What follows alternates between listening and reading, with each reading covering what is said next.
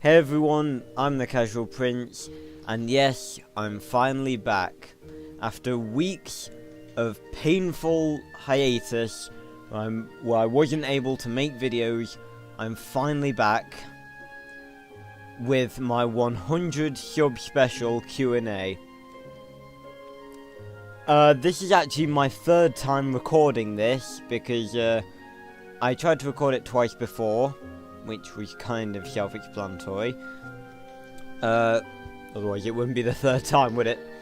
But when I tried to record it at those times, I was kind of stressed and my heart really just wasn't in it. But I'm back, and I'm finally going to answer the questions that you are asking me. So, without further ado, let's get into it. So, our first question comes from Ironman. What program do you use to edit all your videos in? On average, how long does your video take to make? My brother and I really enjoy your videos. Congrats on 100. First of all, Ironman, can I just say how fantastic it is to hear that you and your brother enjoy my videos. I'm really glad to hear from people that you enjoy it, and of course I'll carry on making them. On to your question, what program do I use to edit my videos in? I use HitFilm Express, which is it's an amazing free software that you can download for yourself. Personally, obviously, I've been a YouTuber for quite a few years now. Obviously, this channel has only been running for a year, but I did have a gaming channel at one point, which has since been discontinued, but we'll be back in a different form very soon. And I've been I looked for a lot of free editing software to try and pick my channel up, and if you're starting a YouTube channel and you want to make a good impression and you want a software that is gonna be reliable and let you do the basic stuff required for funny and good editing, like keyframing and like transitions and stuff, then HitFilm Express is absolutely the software you should be using. I've used it since I discovered it and it's never let me down. You can do all sorts of things in it, like keyframing and different sorts of transitions, and it's got a bunch of like downloadable paid for expansions that are really high quality, so I would absolutely recommend it. That's the software that I use. On average, how long does a video take to make? That depends on the nature of the video itself. If it's something like a tribute, like an Arthur and Selenia tribute or a trailer video, anywhere around the area of probably an hour to 2 hours. But as for stuff like If I Was Arthur, my voiceover videos, or videos that require certain things to have been completed first, like take my 10th Moon special last year, for example. I spent hours and hours doing that because I obviously had to build the Susho household from scratch on Minecraft, because the main console I play Minecraft on is on Xbox, and obviously that means I don't have access to maps or mods or anything. And plus, I don't think anyone would have actually made an Arthur map thus far anyway. So, if it's just a video that I think of then and there, and it's just like an edit, that usually takes me 1 or 2 hours. But if it's like a project, that can take like months maximum. Like, I have a lot of projects in the work right now that you're gonna see in the future, so be excited for those, that have been taking months and months. But yeah, it really does vary on what type of video I'm making. So thanks for the question. I'm glad you and your brother enjoy my videos. Our next question comes from Ali Wani Skms, who I believe prior was now Noli. You really have a talent for names, I will give you that. And their question was on my last Q&A video. 3 questions actually. Number 1, have you read the whole book series? When yes, what do you think about the books, and do you think the adaptation is done well? I've said this in a few videos before, but I've not read the full book series because I don't have the ability to. Only the first 2 books, which make up the first movie, Arthur and the Minimoys and Arthur and the Forbidden City, only those 2 were translated to English, because of course Luke Besson is not English. So I can only really comment on the first 2 books for the adaptations. Personally, it's a bit of a weird thing to consider, because the thing with adaptations is you have to change events and the nature of the story sometimes to fit with your audience. Because personally, Arthur and the Invisibles is meant for quite a young audience. The books maybe slightly less for a younger audience, more for a young adult audience. Like, there are a few bits of the books that are quite dark, and granted, there are a lot of scenes that I wish were in the movie. And if you watch my video where I found by chance the deleted scenes from the first movie, then you'll know that the first movie was originally going to be a lot like the book, but it turned out that they completely changed it for some peculiar reason.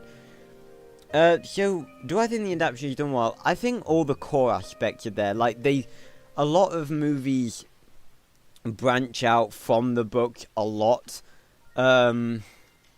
I'll use a few examples, like the second Jurassic Park. I own both Jurassic Park books. I got them recently, actually.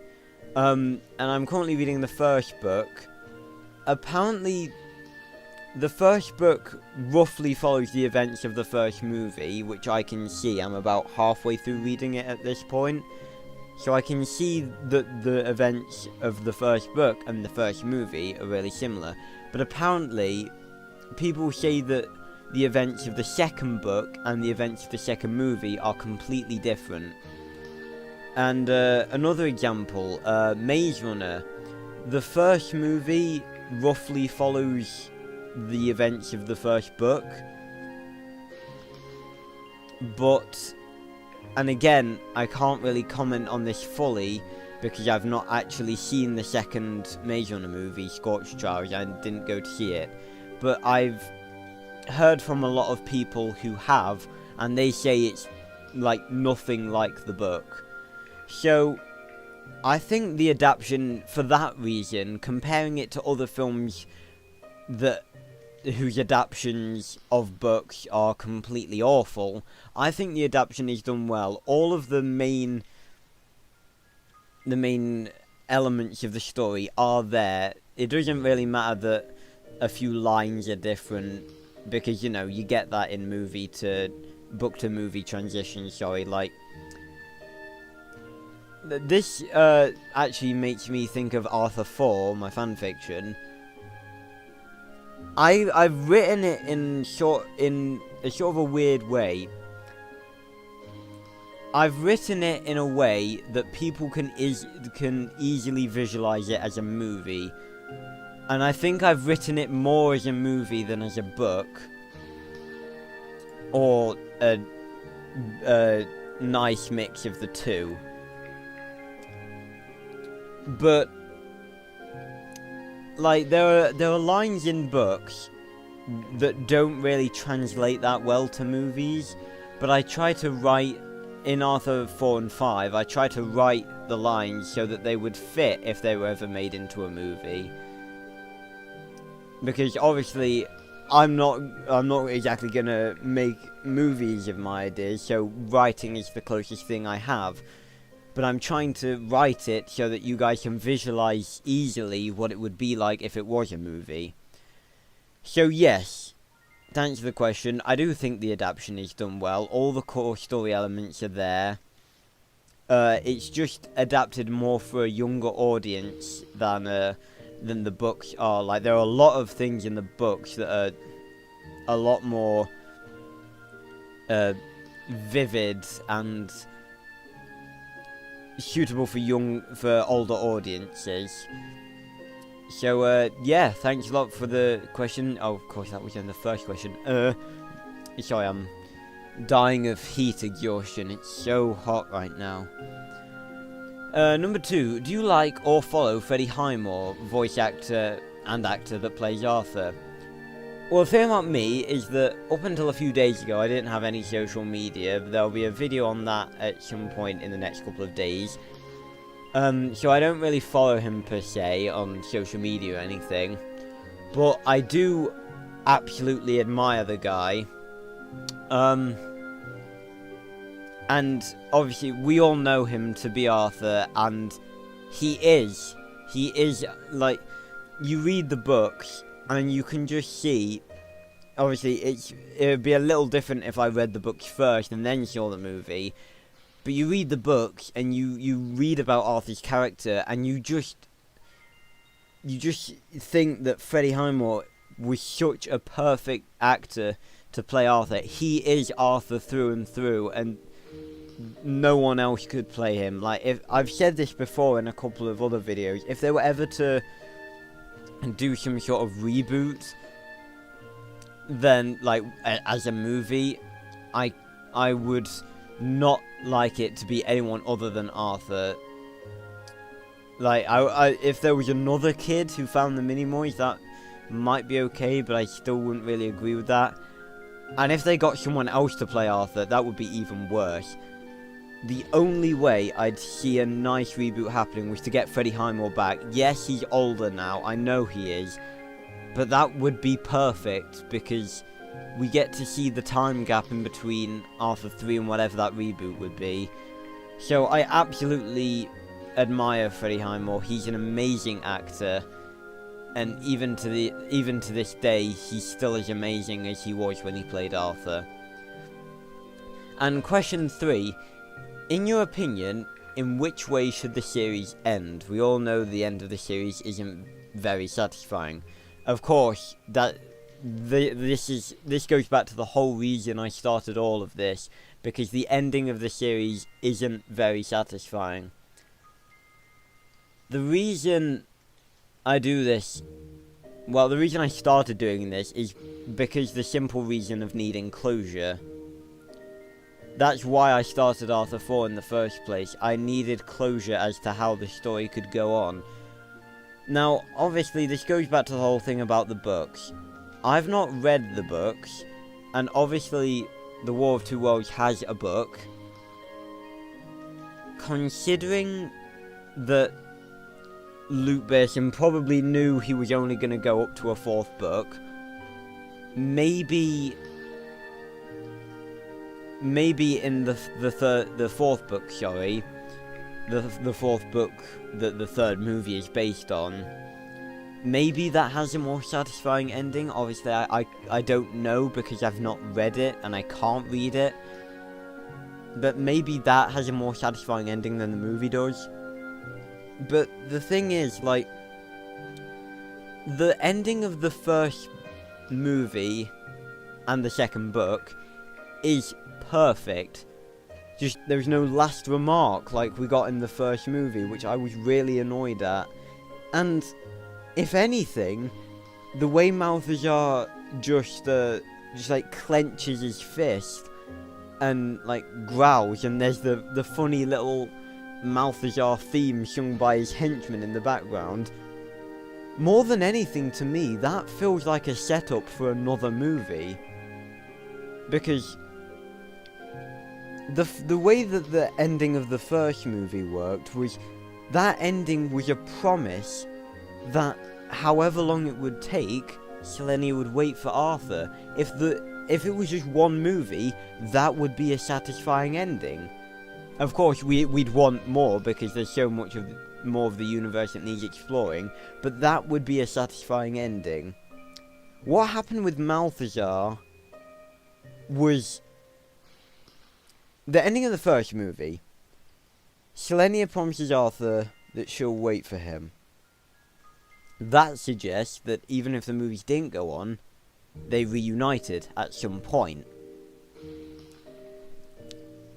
But there's a term for this, and I can't for the life of me remember what the term is called. So I just went and researched the term I'm thinking of. The way I've heard about it is from a video made by Clayton Floriente. If any of you even like Jurassic Park, I'm sure you'll know who he is. In one of his videos, he refers to a movie-making technique known as visual storytelling, which is where, as I understand it, the audience is able to deduce the film's narrative structure by how the scene is structured. So, for me, visual storytelling is used in both endings of Arthur and the Invisibles, / Arthur and the Minimoys, and Arthur and the War of Two Worlds. In the ending of Arthur and the Minimoys, Selenia is seen promising Arthur that she will wait for him. This is visual storytelling, suggesting to us that no matter how long it would take, Selenia would always be waiting for Arthur, and therefore, if the film didn't have a sequel, then the two would have reunited in the universe, just not on screen. Visual storytelling is also used at the ending of the third movie, when Malthazar clenches his fist and his theme plays in the background before the movie ends. In my eyes, this is visual storytelling, telling us that it clearly shows that Malthazar is no less aggressive than he was, and to me, that's visual storytelling showing us that Malthazar still has fight left in him, and is therefore presenting us with the idea that there might be another movie. So that's what I don't like about the third movie. But back to the question, how I think it should end. If we're talking just simply, I would have liked something like the ending of the first movie to happen in the third movie. Like I said, something more satisfying may have happened in the third movie. I don't know, because in the third book, the fourth book. I'm dying of heat exhaustion, leave me alone. The fourth book may have had a more satisfying ending, but of course I haven't read it, so I can't comment. But I would have liked something more satisfying to happen at the ending of the third movie. Maybe an end credit scene like modern movies do, with Arthur reuniting peacefully with Selenia, what we all want. But as for how I think it should end in terms of possibly another movie, maybe, well, I just think there's so much more potential for it. That's why I'm writing Arthur 5 right now. That's why I didn't end it on Arthur 4. There's just so much potential, and personally I think it wouldn't fit in another movie. I think maybe another 2 movies would probably do it justice. But I just would like some sort of closure. Malthazar to be defeated forever, maybe killed, maybe, I don't know. Something to make sure that he would never ever threaten our heroes again. Maybe he turned good in the face of another enemy. Or maybe he died. You know, something that brings the story to a more closed point. Because, and this brings us back to a question that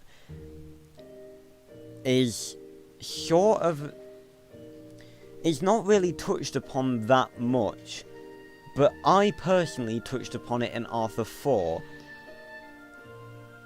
and in Arthur 5 thus far, and that is the question that Arthur would need to consider if the franchise did go on. Where would his future be? Because he has a choice. He could either live his life as a human, go to college, go to university, maybe even become a doctor like he did in The Good Doctor. That's a Freddie Highmore reference. Or, the more likely scenario, he would become a Minimoy permanently and stay with Selenia to rule as king. But that wasn't touched upon in the movies probably at all, and that's something that we needed answering. Like, if there was a scene at the end of The War of Two Worlds where Archibald and Arthur had a discussion about maybe what Arthur would do in the future if he wanted to stay with the Minimoys, then that would have been a more satisfying ending. What I'm saying is that the way that the franchise should have ended is in a way that brings it to a closed point, and not with an ending that uses visual storytelling to make it seem like there's going to be another movie. So, thanks a lot for your 3 comments. Ali Wan Scums. I guarantee I did not say that right. But you know, these names are absolutely fantastic. So, thanks for your comment and your questions again. I really enjoyed answering them. So, moving on to the next question from B5 Void. How old are you, and is there ever going to be a face reveal? I am 17. Semi-recently. As for the face reveal, now this is something every YouTuber considers. Every single one. Some people have a face reveal on their very first video. I know a lot of YouTubers that have done a face reveal on their very first video and just gone from the start with their viewers knowing their face. Other people wait a while before revealing their face. Markiplier waited quite a while before revealing his face. And some YouTubers go throughout their entire career to this very day without ever showing their face. Me, I've always wanted to do a face reveal at some point. And I don't know when, but no one give up on the idea of me doing one, because it's something I'm interested in, and it's something I want to do at some point. I'm just not ready to do it now. But I can pretty much assure you that at some point there will be a face reveal. Just not today. Anyway, next question. We go on to Animation Fan Squad, who is one of my most loyal and long-running fans. Yay, congrats with 100 subs. Thanks as always. So, here is the question. What is your favourite movie/TV show? And how far are you with your chapter with the book from Arthur and the Minimoys? Obviously meaning Arthur 5. My favourite movie/TV show.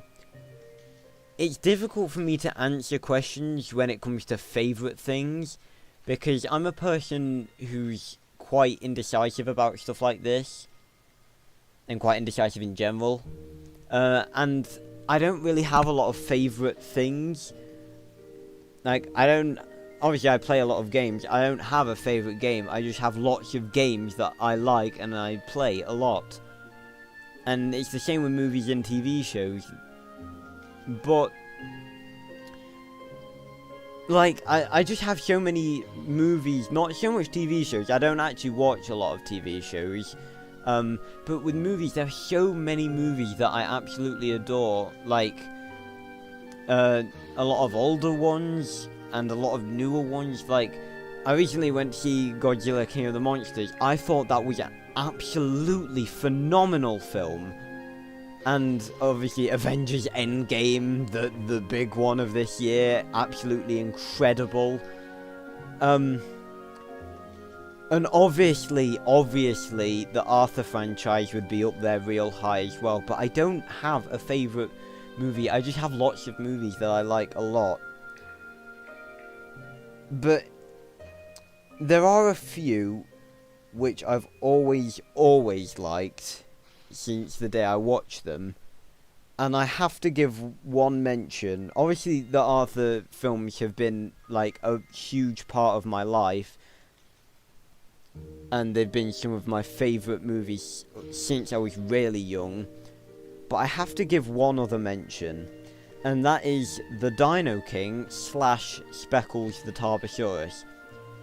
This is a Korean dinosaur animated movie, and I'm not sure I've really ever talked about this, but I am a massive fan of dinosaurs, and I have been since I was really young. And this movie, I remember getting it for my birthday so many years back. It came out in 2014, so I might have gotten it for my birthday that year. But I remember watching it so many years ago, and I just absolutely loved it. It tells the tale of a young Tarbosaurus, which, if you don't know, is a species of Tyrannosaur, and his journey growing up and dealing with a rival Tyrannosaur who murdered his family. And there are lots of twists and turns, and it's very dark in points, but I just thought it was such an incredible film. And I've just always loved it. And funnily enough, a couple of years ago, Eagle Eye Entertainment, which is the company that made it over in Korea, made a sequel. And next month, in August, sorry, it's pretty much next month. It's almost July now, anyway. In August, it comes out in English, so I'm really excited to watch the sequel, because Speckles the Tarbosaurus has always been one of my favourite movies, and I found out, like, at some point late last year that a sequel did exist and it just hadn't been made into English yet, and I was so excited, because I was excited as I was when I found out that there were more Arthur movies that I hadn't seen, but I was just amazed that there was actually going to be another sequel. So yeah, that's something I'm really excited to watch. So yeah, Speckles, Tarbosaurus, the Arthur franchise, loads of other movies. I just really like them all. As for a TV show, like I've said, I don't really watch a lot of TV shows. I can only think of two that I've been really invested in, and that would be Doctor Who and Primeval. Doctor Who, obviously I've not watched from the beginning of the reboot in 2005, because I only would have been 3 at that time. So I started watching in series 7A, I believe, which was Matt Smith's next to last season. I started watching from there, and I haven't stopped watching since. And I'd never given it a go up until that point, just because I didn't really think it would interest me that much. But once I started watching it, I started watching it. I didn't get into it straight away, but as it progressed and as I watched more and more seasons, I began to get more into it, and I started watching clips on YouTube from different episodes and started getting really into it, and yeah, and now I'm really into it, and I love it. And the newest season, season 11, probably the most controversial Doctor Who season ever, both with a female doctor and a crap writer. I may as well give my opinion on this, seeing as my most viewed video on the channel is my Doctor Who All Regenerations video from back when the series started, back in 1963 to 2018. which is now on 37,000 views, which is absolutely insane. If you can't tell already, I posted that before I decided that this channel was going to be specifically Arthur devoted. But the newest season, I personally think, like, you have no idea how many comments I've gotten on that video saying that they think Series 11 was crap. Some of them were for good reason, saying that the reasoning is because Chris Chibnall, who was the writer for Season 11, was an awful writer. And granted, most of his episodes were really bad. But Jodie herself, Jodie Whittaker, who obviously plays the 13th Doctor, I think she's really good as the Doctor. And the new sonic screwdriver looks pretty good. That's obviously controversial as well, with its unusual shape. But oh my god, the TARDIS, the new TARDIS, it's my, I have to say, out of every TARDIS, every single TARDIS in New Who, and even Old Who, I don't think I've ever watched, I've never watched an episode from New Who, from Old Who, sorry. I've seen snippets of it, obviously, but never a full episode. But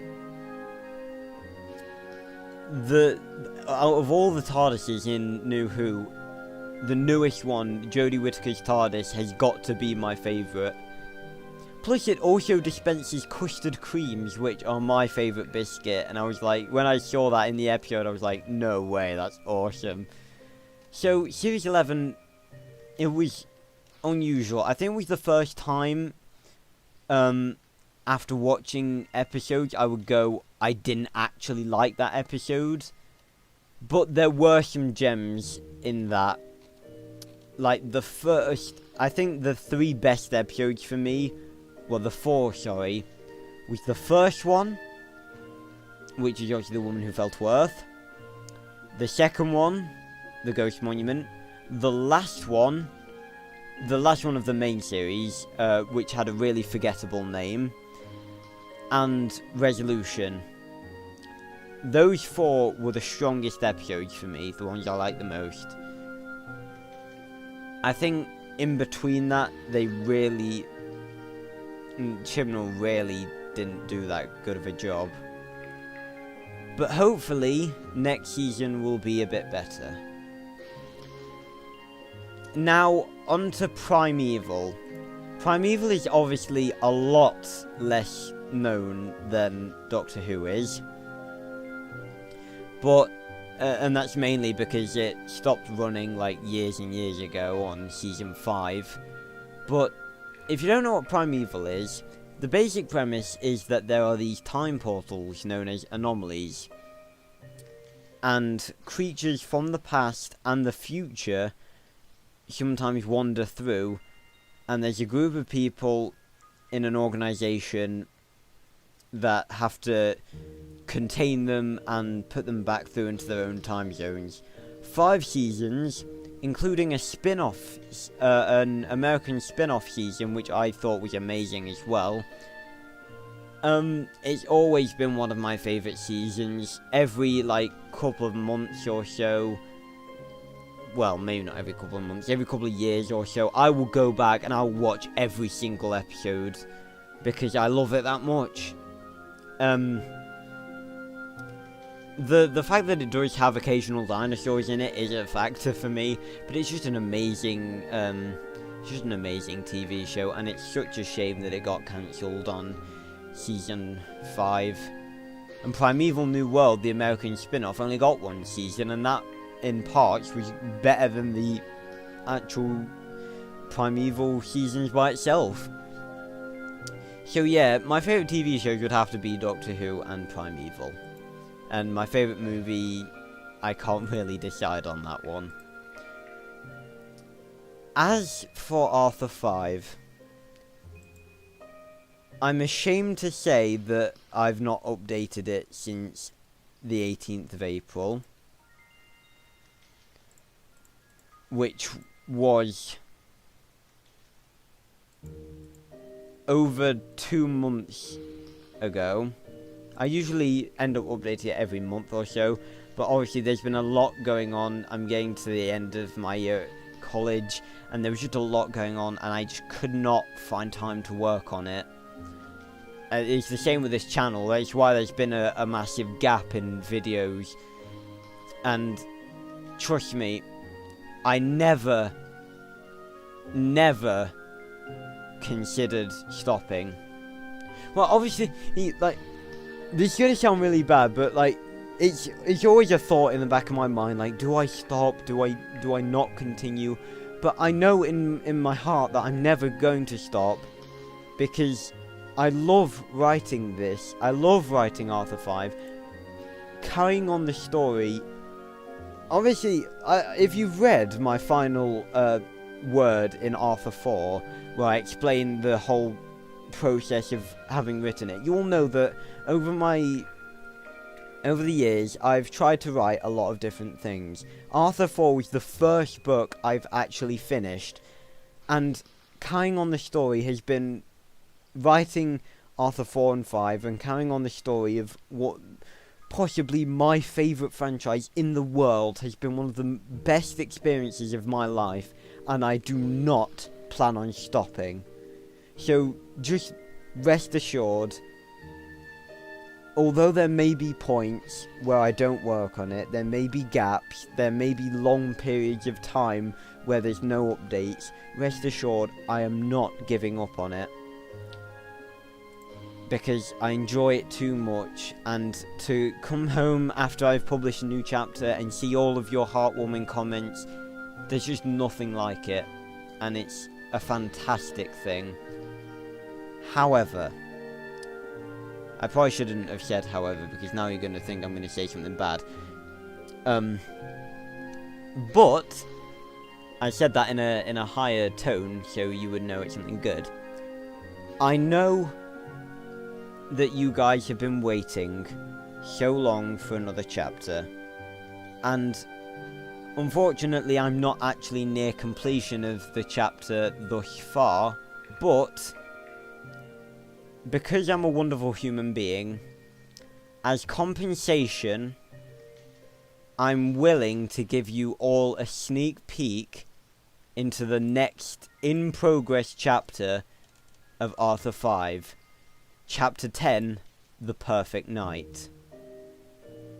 Because I know that you guys have been waiting for it, and it's not been nice for me to not be able to work on it for you guys.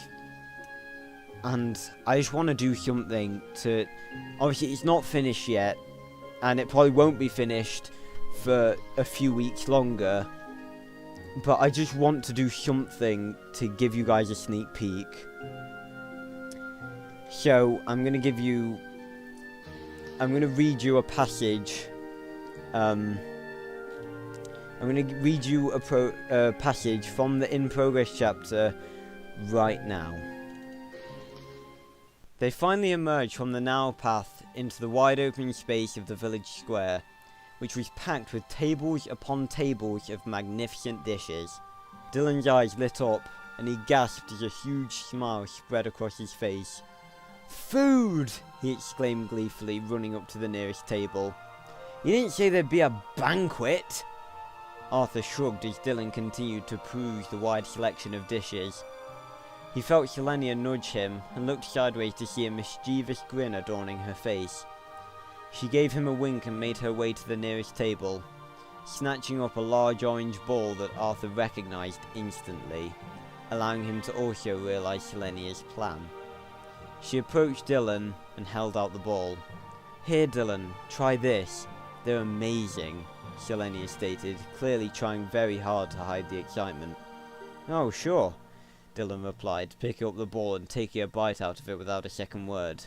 He began to chew, and smiled. "Yeah, this does taste good." "What is it?" he asked, completely oblivious. A wide grin spread over Selenia's face. "A dragonfly egg?" Dylan's face froze. He turned as pale as a ghost, then began looking around frantically while suddenly holding his mouth open at a seemingly uncomfortable angle. "I need water!" he exclaimed through a muffled yell, bits of dragonfly eggs still being held in his mouth. He finally laid eyes upon a large barrel of sorts that had a huge water droplet hanging precariously from a spigot at its top.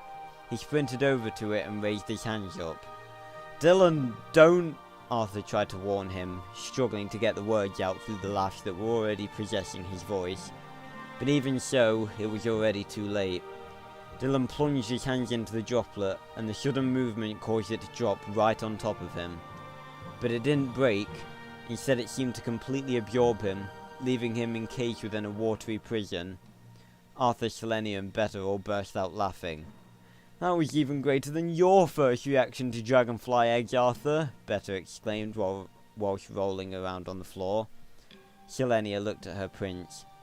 "Although if I recall correctly, you fell for the water droplet exactly the same as he did," Selenia recounted, sending Arthur spinning back into a humorous memory.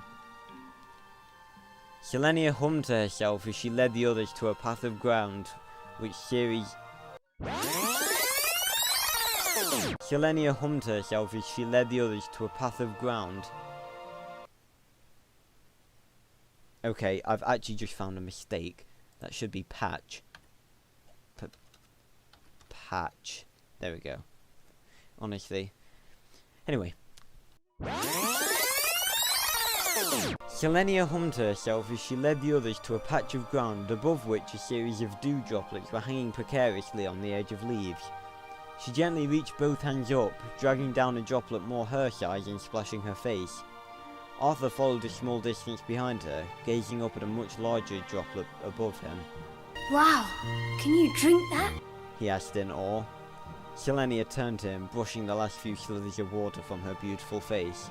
"Yes, but I wouldn't pick that one if I were you." She warned him. "Why not?" he asked in honest confusion. "Because that's a ripe one." Selenia stated humorously, realizing long before Arthur that the droplet was about to fall. Arthur quickly looked up, just in time to see the droplet fall right on top of him, leaving him suspended inside of it. Selenia groaned in annoyance as Beta began to laugh. "You got burned just like a rookie," he said with glee. Arthur was a little confused with her apparent calmness, given that it felt like he was about to drown. "Help me, I'm stuck!" Arthur exclaimed, his voice distorted by the water. "Of course I'll help you. Watch this." Beta stated, clambering on top of the droplet and beginning to jump up and down, singing to himself. Selenia groaned again, apparently disappointed in their combined stupidity. She quickly approached the droplet, drawing the sword of power and slicing into it with one graceful spin. The droplet split open, releasing Arthur and leaving him spluttering and wiping his face. Sound familiar? You can probably guess that I wrote that the same day as I discovered the deleted scenes, and I just thought it was a really cool thing to include, and I wanted to see how many people would get it. But unfortunately, that's all I'm going to reveal at this point, and you'll have to wait until the official release of the chapter. But for all you Arthur and Selenia shippers out there, which includes me, this chapter is going to be a good one. So you'll just have to wait and see. And Jesus Christ, we're on a 46-minute video. So we only have 2 questions left, I believe. So we have one from Don and Gerard, who is another long-lasting fan of my channel. I heard you didn't get a chance to read the 3rd and 4th book as they were never translated to English. Suppose you received their translation, would you be willing to make a narrated video about them? The thing is, Donovan, more than a narrated video, because I would give so much to read the last 2 books. As I mentioned previously in the video, I don't know if the ending of the 4th book is any better than the ending of the 3rd movie. But I would really like to find out. Plus, there's something I found out a couple of days ago that I really wanted to make a video about, but I didn't get the chance. So I'm just gonna say it in this one. I was browsing through DeviantArt the other day. Don't ask why. I was just looking at every piece of Arthur fan art I could find. And I found a drawing that someone had made up an idea that Benemish wasn't actually related to Selenia and the king. And they'd made up a little fan story about it, which was actually kind of interesting. But the main piece of information that caught my attention was something that to me was groundbreaking. It said that King Sifrat, which is obviously Selenia and Benemish's father, was widowed, and if you've read the second book, you know how that happens. How did I not know this? Comment down below. Is this true? Tell me honestly, is this true? Because Selenia and Benemish's mother has always been a really mysterious topic for the franchise, and in the movies, she's mentioned all but once. And I'm sure you all know the quote I'm talking about. That's after Selenia, Arthur, and Benemish have disarmed the henchmen. Specifically Arthur, he did all the work. And Selenia says she'll think about it when they beg forgiveness.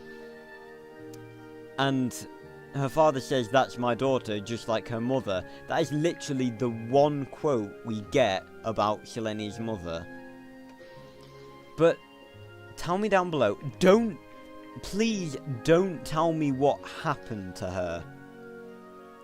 Because if there ever comes a day when I'm able to somehow get a translated version, like I said, I would give so much to get a translated version and read them for myself.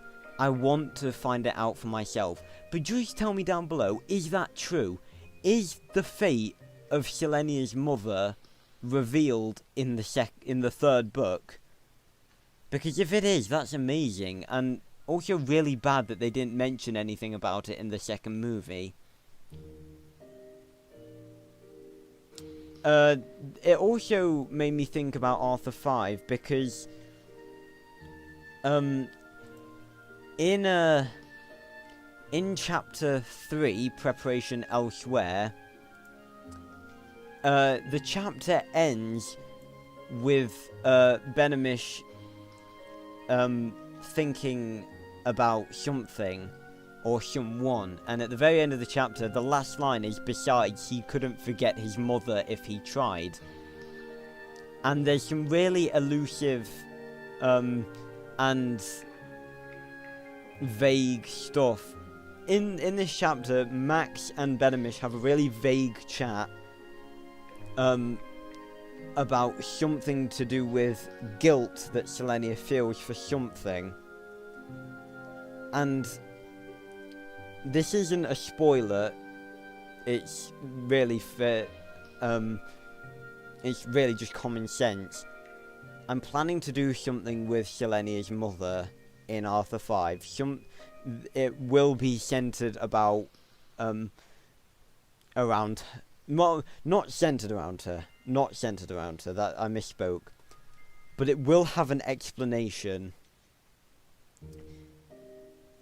about her. Because until I saw that thing, that DeviantArt, I had nothing to go on about Selenia's mother, and it was just an idea. I know exactly what is going to be explained. Excuse me. I know exactly what's going to be explained in Arthur 5, but obviously I didn't know that she was actually explained anywhere. And obviously, if she is, that's great, but I'm not going to change Arthur 5 because I didn't know, and the storyline's pretty much set in stone by this point. But then again, I was never really going off of the book canon, because the book canon is really weird. In the book canon, it's not every 10 moons/months that Arthur's able to visit the Minimoys. It's every 7, which is a really weird change. And I've always gone off the movie canon more than the book canon, so, you know, that's all good. So yeah, I just wanted to bring that up. So comment down below. Don't tell me what happens to her, but just tell me, is that true? Is the fate of Selenia's mother, the Queen, revealed in the Revenge of Malthazar? Just tell me that much. And if there ever comes a time where I can read the Revenge of Malthazar, I guess I'll find out for myself. And now we get on to the very last question. And we're at 52 minutes. I hope you guys don't mind that it's a longer video. I suppose this is compensation for me not uploading in forever. God, this is gonna take forever to edit through.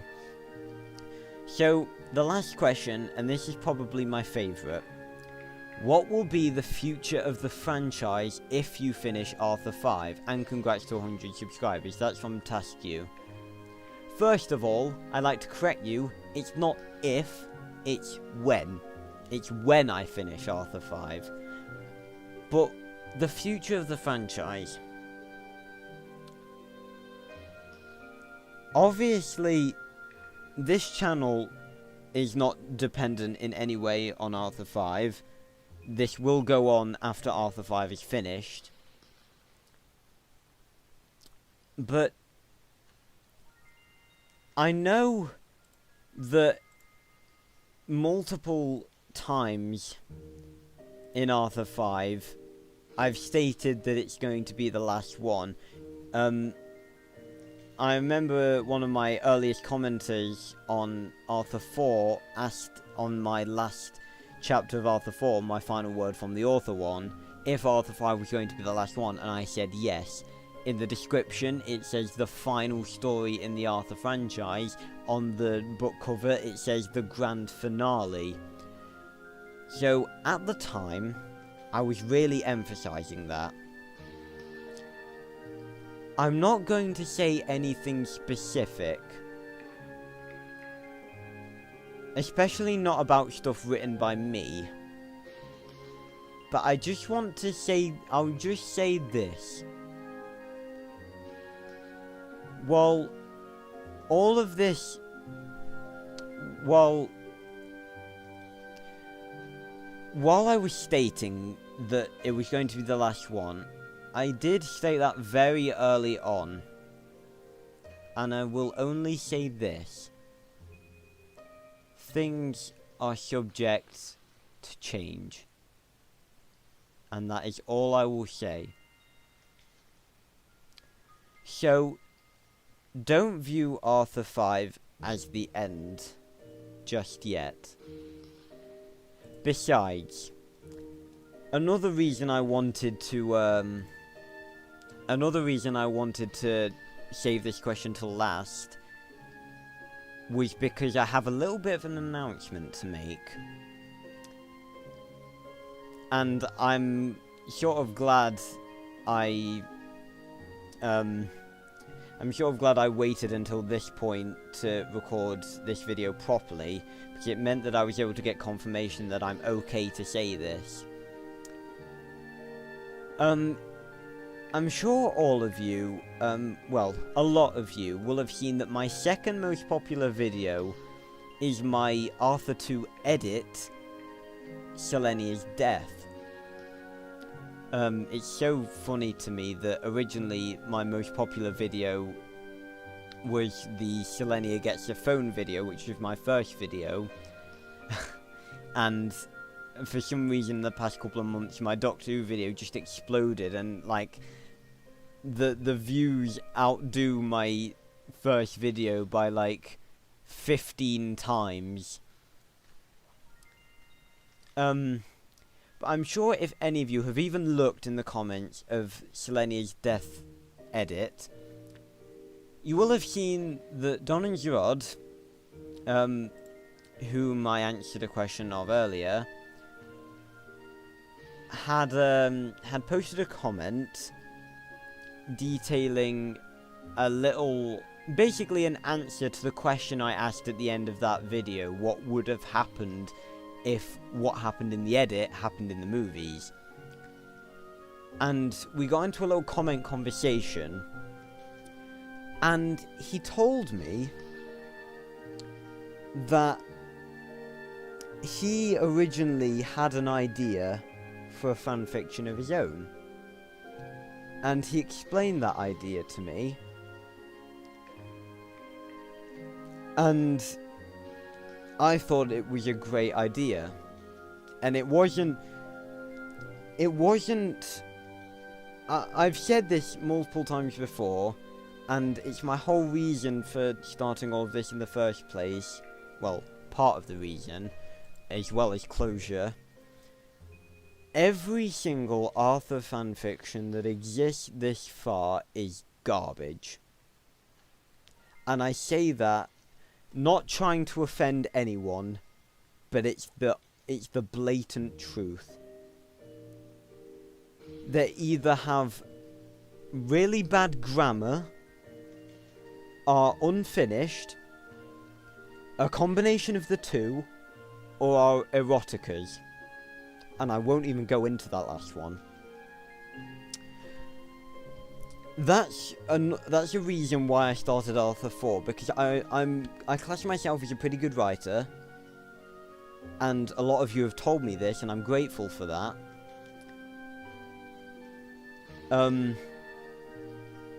But I just wanted the fanfictions that existed thus far gave the franchise a bad name. That's why I wanted to write a good one. But Don told me that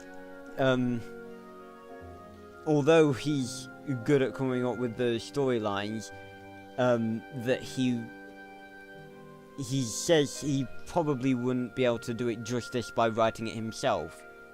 So I had the idea that he gives me the story for each chapter, and I write it. So, everyone, viewers, me and Orange Rod, over the last couple of months, have been collaborating, and it's going to be a thing. Alongside Arthur 5, there will be another fanfiction written technically by the both of us, but put onto Wattpad by me, that is named Arthur and the Minimoys 4, The King and the Warrior. And he's given me permission to reveal certain details about it. So the basic premise of the fanfiction is that it takes place 15 years after the War of Two Worlds, which is a big gap. And Arthur basically has everything he's ever wanted. He's a Minimoy, Selene is by his side, and he even has 2 children. However, Krobe, who is I wouldn't be surprised if slightly less loyal fans to the franchise have forgotten who Krobe is. He's the Woodlouse who apparently runs the Seven Kingdoms when Arthur gets back, even though we never actually see him, and personally I think it didn't seem like he ruled at all.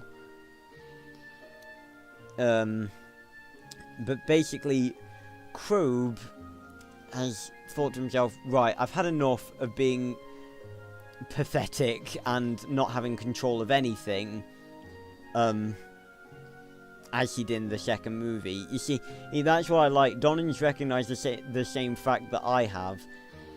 They say that Krobe was in charge in the second movie, but it really didn't seem like he was. Like, a few unicorns patrolling here and there, that really doesn't seem like control to me. And apparently it didn't to him either.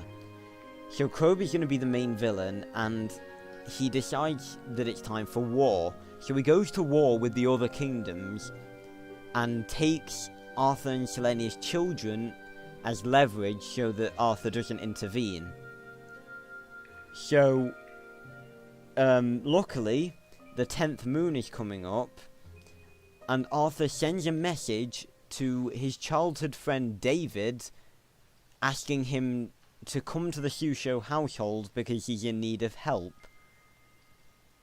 Obviously, David doesn't know about the Minimoys, although Arthur has told David about them before, and David's viewed them as an interesting fantasy. A few chapters in, David obviously is told that they're real, and he's proven what finally proves it to him is the fact that Darkos is still there, full size. So I've only been sent the in-depth storyline for the first couple of chapters, but the overarching story arc is going to be that Dylan, oh god, I said Dylan, that's Arthur 5. It's funny because in the description of The King and the Warrior, I've not published anything so far, but I've made a draft book and written a description. In the description, I'd put Dylan instead of David, and it'd remained that way for months, so I'm lucky I went back to have a look at the description. If you don't know, Dylan's a character in Arthur 5. They have the same first letter of their name, so you know. Can you blame me for getting confused? Anyway, so Dylan is gonna... I said it again, for God's sake! David is going to become a Minimoy, and basically go with Benamish to rescue Arthur and Selenia's 2 children, and fight against Krobe, basically. And it's a big step for anyone, because I know more than as much as anyone does that it's a really sort of scary thing, putting your ideas out there, but it's even scarier putting out your idea for a fanfiction, because a lot of people see that as pathetic. I know a lot of people when I started writing Arthur 4, I know a lot of people saw me as pathetic because I was writing it. But of course I don't regret writing it. It set me on a path that has led me to here, and I wouldn't give that up for anything in the world. But it's nice to have someone else come up with a good storyline. Like I've said, another bad factor I forgot to mention about currently existing Arthur fanfictions is the stories are often really bad and don't make sense whatsoever, and almost all of them feature Malthazar. I'm not saying there's anything... Well, in my eyes there is something wrong with that. Malthazar has had 3 movies where he's the main villain, and he's messed up twice. I just think bringing him back as the villain is overkill. Plus, they all offer really obscure ways that he could get out of the glass. Like, I remember reading one back in the day before I even started Arthur 4, where Malthazar comes to the village, and it's just like, how did you escape the glass cup? Where it's just like, oh yeah, I just cut a hole in it. Just like, are you kidding me? Really? That's what you're going for? And that's why I used Robert Seven as the villain in Arthur 4 and not Malthazar, because we needed a villain that was different from Malthazar. But it's good to see that Donnan wasn't using Malthazar. Of course, I wouldn't be opposed to the idea of him using Malthazar, as long as it was in a believable way, but using Krobe is also a very good idea. And the whole thing about him going to war because he's irritated at not having control is a very believable storyline. So, nothing's published yet, but keep an eye on my Wattpad in the future, because I'll probably be releasing that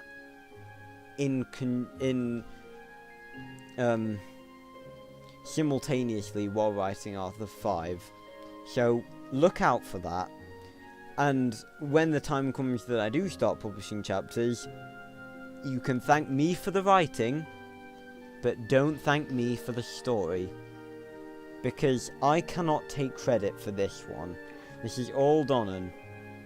So, you want to thank someone, you can thank him. And he's also suggested the idea that we do a Q&A at some point. I post a video saying that you guys could ask him questions about what the King and the Warrior is going to be, and you can put your comments, and then he will record his answers and send them to me to edit. So yeah, so look, watch out for stuff to do with me and Donnan. Let's call it a collaboration between Arthur fans, which is the most amazing thing. Hey everyone, it's me again. I know you're probably wondering what the hell is going on, why have I just done an intro in the middle of the video. This is actually the day after I've recorded it, because funnily enough, I've been editing all of today. I got up kind of late, but I've been editing all of today, and I logged onto YouTube, and I've got another question. This is from Gareth Hales. I hope I'm saying that right. What do you think of the end of Arthur 3 when they had Darkos singing Rebel Rebel? Obviously, early in the video I talked about how the ending of Arthur 3 wasn't very satisfying, but that bit in particular, I think that was pretty awesome, to be honest. It similar to the way they did the credits in Arthur 1 with all the Minimoys coming onto the screen and taking their own little bow. I really liked obviously the story ending of Arthur 3 wasn't that good, but the credits scene with Darkos singing and all the Sage singing as well, I think that was really awesome. So thanks for that question, Gareth. You really cut it close with this one, but you know, I thought I've got to answer this question. It'd be rude not to. So thanks for the question, and back to my original recording. Bye. And yeah, I think that's it. I think that's all I have to say. We're on an hour video. That's insane. This is gonna take me so long to edit. I hope you've enjoyed this. I apologize that it's been so long, but I'm sure you guys won't mind an hour-long video. This is the longest video I've ever done. And I suppose it's compensation for all the time I've spent away. But before I end this video, I just want to say thank you again, because I couldn't do this without all of you. All of you, you give me the ideas, you give me the support, and you allow me to keep doing this.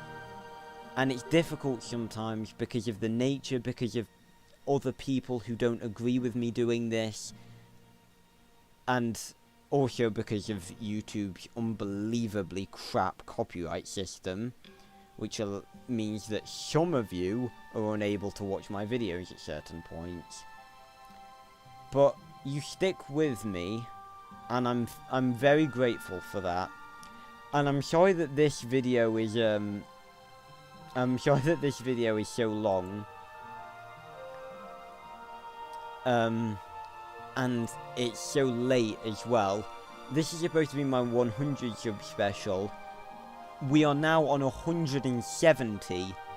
And let me just say, I have no idea what I'm going to do for 200.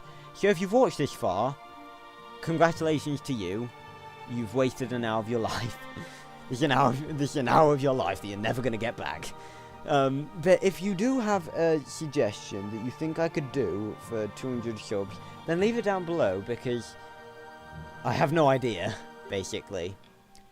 So, in short, thank you for everything, all of you. And the summer holidays is coming up very soon, and when that hits, the videos that I will be producing, I promise you, will be fantastic. I have so many projects in the works, and I cannot wait to share them all with you, the Arthur fans that have stuck by my side since the very first video. So thanks for watching this, and I will see you on another video very soon. Goodbye everyone.